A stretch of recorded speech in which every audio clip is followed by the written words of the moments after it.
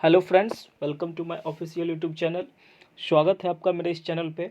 दोस्तों, आज हम नंबर सिस्टम का तीसरा क्लास लेके आए हैं। इसमें आपको बताएंगे कि ये प्रथम n प्राकृतिक संख्याओं का योग क्या होता है, प्रथम n सम संख्याओं का योग क्या होता है। इससे सभी कंपटीशन में इससे बहुत सारे क्वेश्चन पूछे जाते हैं। आज हम उस सारे क्वेश्चन को देखेंगे, प्लस इसका जो कॉन्सेप्ट है उसको देखेंगे। तो दोस्तों आइए स्टार्ट करते हैं। सबसे पहले हम जानते हैं कि फार्मूला क्या होता है, फिर उस पर हम बनाते कैसे हैं। कुछ क्वेश्चंस भी मैंने आज लाया है। सो आप इस वीडियो को पूरा देखिए और अब जब आपको अच्छे समझ में आ जाए तो इस चैनल को सब्सक्राइब कर दीजिएगा। ओके दोस्तों, तो सबसे पहले हम बात करते हैं कि sum of first n natural number, प्रथम n प्राकृतिक संख्याओं का। यहाँ n हम बात कर रहे हैं नंबर की। n मीन्स क्या है? नंबर। जैसे अब n का मतलब ये हुआ कि हम कहेंगे कि प्रथम, जैसे मान लीजिए कि 1 से लेके 50 तक सभी, तो ये जो n का वैल्यू होगा वो कितना हो जाएगा? 50। तो दोस्तों यहाँ क्या है कि sum of first n natural number is equal to होता है n into n plus 1/2, n into n plus 1/2। उसके बाद है कि sum of first n even number क्या होता है? तो n इंटू n प्लस 1 ये होता है। तो प्रथम n सम संख्याओं का योग तो n इंटू n प्लस 1, और प्रथम n प्राकृतिक संख्याओं का योग तो n इंटू n प्लस 1/2। उसके बाद होता है sum of first n odd number. तो जैसे देख रहे हैं कि प्रथम n विषम संख्याओं का योग क्या होगा? तो सीधे n स्क्वायर। दोस्तों उम्मीद करते हैं कि ये फॉर्मूला आपको समझ में आया होगा। अब इस पे हम कुछ क्वेश्चंस है वो भी आपको कराते हैं, लेकिन आप पहले फॉर्मूले को समझ लीजिए कि जब हमको 1 से लेके 50 तक जैसे निकालना हो, जैसे इसमें क्वेश्चन एक हम देते हैं, जैसे 1 से 50 तक का कुछ निकालना हो तो कैसे करेंगे हम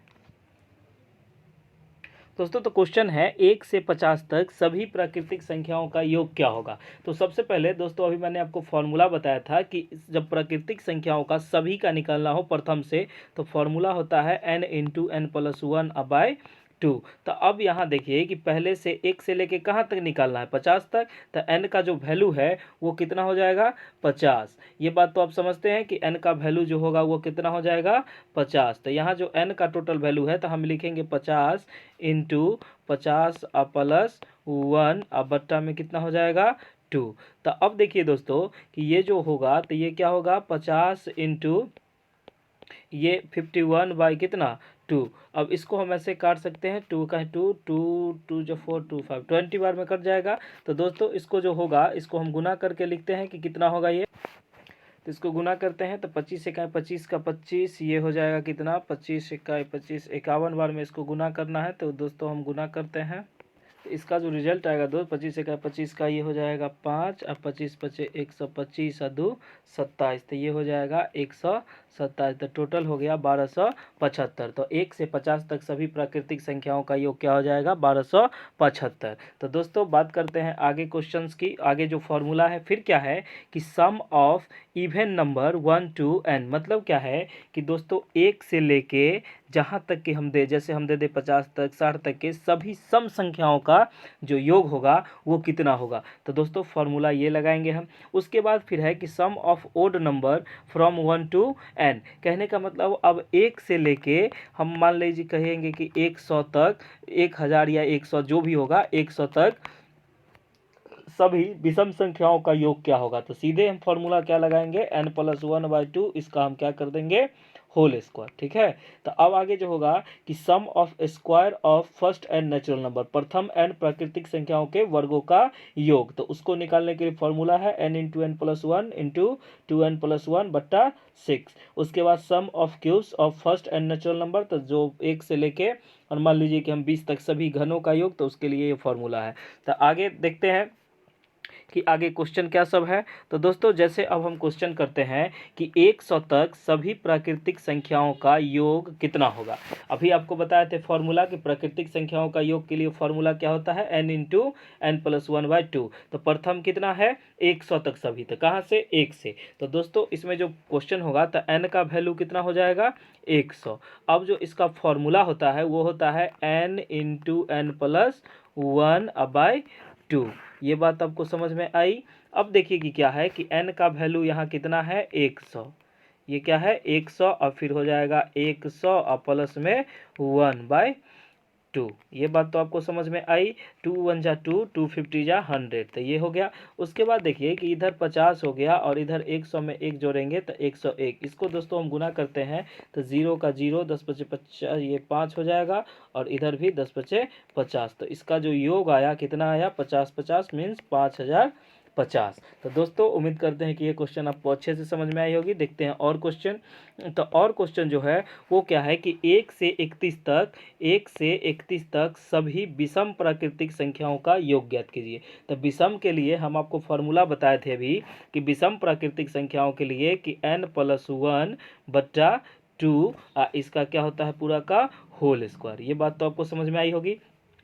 तो दोस्तों यहाँ जो n का वैल्यू है वो कितना है 31, क्योंकि हमको 1 से लेके 31 तक जो लास्ट होता है जितना निकालना होता है वही n का वैल्यू होता है। तो यहाँ हम इस पे बात करते हैं, इस फॉर्मूले पे लगाते हैं। तो n की जगह 31 +1 अब बट्टा में हो जाएगा 2, इसका होल स्क्वायर। तो अब जैसे 31 या 1 कितना होता है 32, 32/2 का होल स्क्वायर। अब देखिए दोस्तों कि 2 1 2 16 दूना 32 तो हम काट सकते हैं ना। तो ये जो होगा अब कितना हो जाएगा 16 का स्क्वायर। तो 16 का स्क्वायर कितना होता है 256। तो दोस्तों उम्मीद करते हैं कि ये भी क्वेश्चन आपको अच्छे से समझ में आया होगा। आप लोग इस वीडियो को रोक के क्वेश्चन को सॉल्व कीजिए, अगर नहीं होता तो फिर आप इस वीडियो को देखिए। उसके बाद क्या है, एक क्वेश्चन क्या पूछता है, बराबर पूछे जाने वाला क्वेश्चन क्या है कि 20,000 20 सैकड़ा उसके बाद 20 इकाई कितना के बराबर है। सीटेट में ये बहुत सारा ऐसा क्वेश्चन आता है, आप देखिएगा सीटेट में। तो हमको क्या पूछा गया है कि 20,000, देखिए 20 को 1000 से गुना कर दीजिए, ठीक है। तो ये कितना हो जाएगा 20,000, कितना होगा 20,000। तो लिखते हैं 20 और 1000। ये बात समझ में आई, इसको इसी तरह से बनाइएगा। उसके बाद है 20 सैकड़ा, तो 20 सैकड़ा मीन्स 100। तो अब क्या करेंगे कि 20 सैकड़ा है तो 20 लिख के और इस पे कितना जीरो दे देंगे 2 गो जीरो। ये बात आपको समझ में आई। उसके बाद क्या है कि 20 इकाई, तो 20 इकाई का मीन्स तो 1, तो 20 का क्या हो जाएगा 20। अब पूछ रहा है ये सब कितने के बराबर है, तो सबको जोड़ दीजिए। तो 0 का 0 हो जाएगा, 2 का 2 होगा, उसके बाद 0 फिर 2 और फिर 2। तो ये कितना हो गया 22,020। तो दोस्तों उम्मीद करते हैं कि ये क्वेश्चन पूछा जाता है। इस तरह के बहुत सारे क्वेश्चन पूछे जाते हैं। अब पीछे आप प्रीवियस ईयर में देख लीजिएगा कि कितना सारा इससे क्वेश्चन पूछा जाता है। उसके बाद दोस्तों हम एक क्वेश्चन बताते हैं कि जैसे मान लीजिए कि 2 पॉइंट, क्या क्वेश्चन है 2.009 प्राप्त करने के लिए, मान लीजिए कोई संख्या क्या है, प्राप्त करने के लिए हमको 1.008 में क्या जोड़े।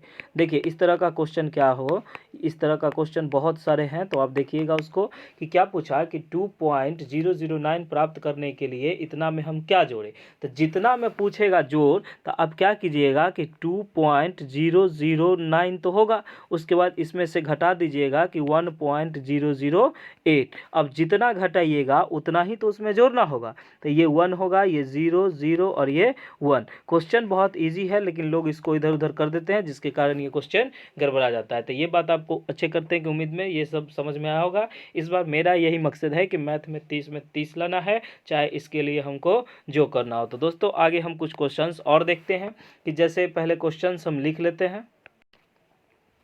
दोस्तों क्वेश्चन है कि 5612 और उसके अंकों को उल्टा करके प्राप्त संख्या के बीच का अंतर ज्ञात कीजिए। तो सी टेट में दोस्तों इसी तरह के क्वेश्चन पूछे जाते हैं। तो हम सबसे पहले बात कर लेते हैं कि दी गई संख्या, देखिए तो दी गई संख्या कितना है, तो ये है 5612। उसके बाद आपसे पूछ रहा है कि इसको उल्टा करने पर, क्या करने पर, उल्टा करने पर। तो उल्टा कर देंगे तो जो पहले लास्ट में होगा उसको पहले लिखेंगे। तो देखिए 2 1, उसके बाद हो जाएगा 6, फिर हो जाएगा 5। अब पूछ रहा है कि दोनों में अंतर, अंतर मीन्स घटाव, योग मतलब जोड़। तो देखिए क्या करेंगे, इसको घटाइए। तो 12 में से 5 गया, कितना बचेगा 7, ये हो जाएगा। 10 में से 6 गया 4, ये 5 में से 1 जाएगा 4 और इधर बचेगा 3। तो दोस्तों यही है इतना। तो इसी सब टाइप के क्वेश्चन सीटेट में पूछे जाते हैं। तो उम्मीद करते हैं ये वीडियो आपको अच्छे से समझ में आई होगी। दोस्तों इस वीडियो को शेयर करें और चैनल को सब्सक्राइब करें। ओके, मिलते हैं नेक्स्ट वीडियो में। Okay, thank you so much, bye.